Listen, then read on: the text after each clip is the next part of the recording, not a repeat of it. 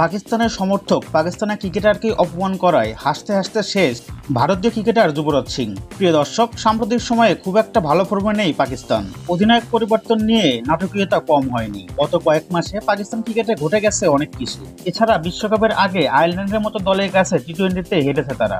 এমনকি ইংল্যান্ড সিরিজেও 1-0 ব্যবধানে পিছিয়ে আছে পাকিস্তান। এর মধ্যে আবার পাকিস্তানি ক্রিকেটার শাদাব খানকে পাকিস্তানি সমর্থকরা ব্যাপকভাবে ধুয়ে দিলেন পাবলিক প্লেসে। ইংল্যান্ডের টিম হোটেলের সামনে ফুটবলে সময় পার করছিলেন শাদাব খান।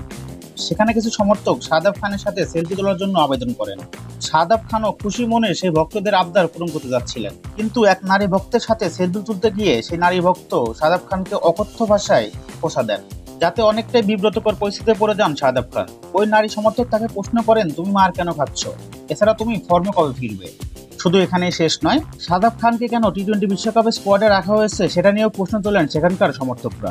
আর এই বিষয়টি নিয়ে ব্যাপক মত নিচ্ছিলেন ভারতীয় ক্রিকেটার যুবরাজ সিং। যুবরাজ সিং বলেন, পাকিস্তানি সমর্থকরাই পাকিস্তানি ক্রিকেটারদের সম্মান করে না, তাহলে বাইরের দর্শকরা তাদের সম্মান করবে কিভাবে?